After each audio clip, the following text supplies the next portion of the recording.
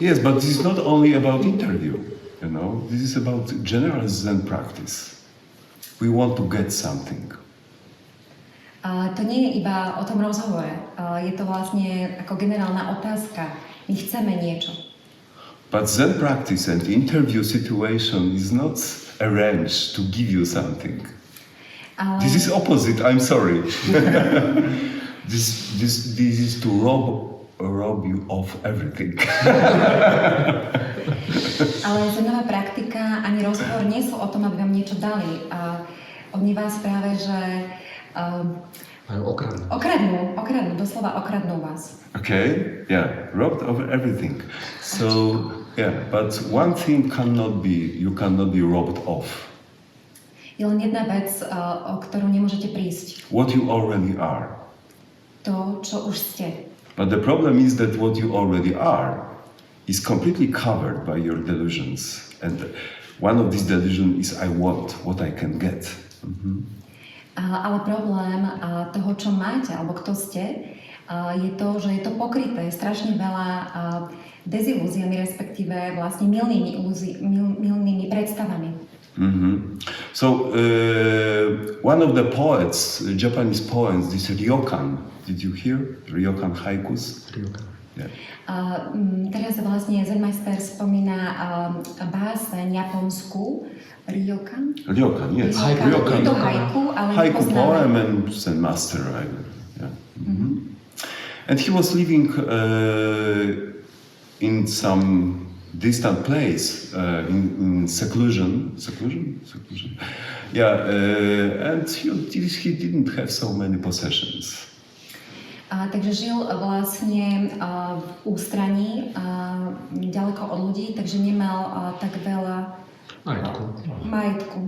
Yeah, so but he still have something, okay, maybe bow, maybe some fireplace, maybe I don't know, sack, okay, maybe some robes, some clothes. Stále mal ale zo pár vecí, mal misky, mal oheň, nejakú tašku, nejaký vák, mal oblečenie. And one day the robbers, entered his house. Raz k nemu prišli zlodeji. And asked him, give us everything you have. A povedali mu, daj nám všetko, čo máš. And he didn't have any gun or bodyguard, so he politely, okay, and obediently, gave everything he had. A keďže nemal žiadnu zbraň, tak ako veľmi slušne im dal všetko, čo mal. Including his robes, his clothes. A včítanie svojho oblečenia. So he was completely naked. Takže zostal úplne nahý. Sitting, and when the robbers went off, he looked out of the window. Takže zostal sedieť úplne nahý a keď zlodeji odišli, tak sa pozrel von oknom.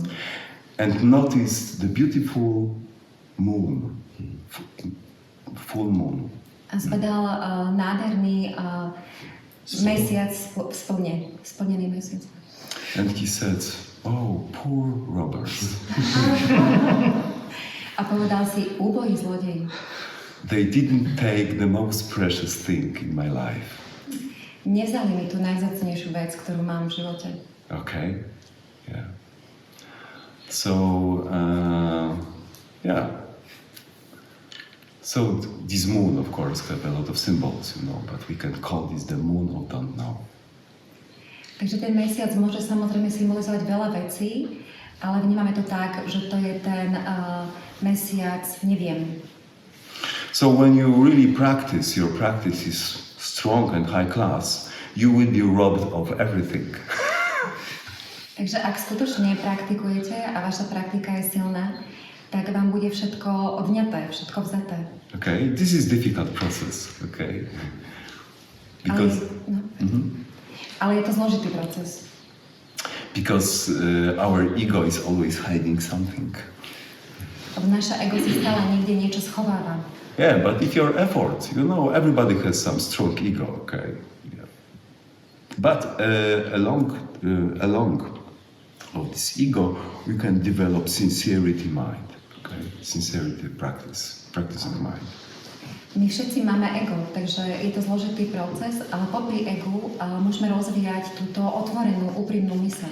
And if you follow the way of sincerity, all possessions you try to hide will be, revealed soon too. Takže keď udržujete vlastne túto otvorenú myseľ, tak všetko, čo si skrývate, všetky vaše majetky, sa čoskoro ukážu.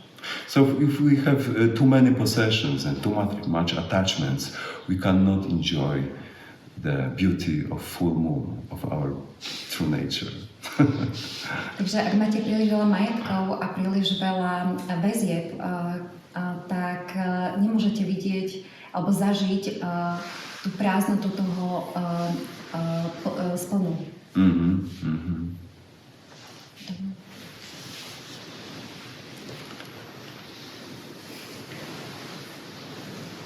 Of course, it doesn't mean that you have to, give away your house, your everything, your bank account, your family, and everything. But these things take too much place in our minds. Že neznamená to, že sa máte vzdať všetkého svojho domu, svojho auta a svojich majetkov, účtov v banke, ale tieto veci zaťažujú vašu myseľ. So possessions are no problem, but attachment to them is problem. Majetok nie je problém. Problém je to, že sme na ňo viazaní, že sme na ňom závislí. Okay, so the full moon is always shining into your face. Ale spln sa vždycky odráža v našej tvári. Žiarí na našu tvár. Yeah, but when you have too many clouds of attachment, okay, you cannot see it. Ale ak je tam príliš veľa oblakov vašho pripútania, tak to neuvidíte. Yeah. So the teacher is a robber. Takže učiteľ je vlastne zlodej. Yeah, so cannot give you anything. Very rich. Nemôže vám nič dať.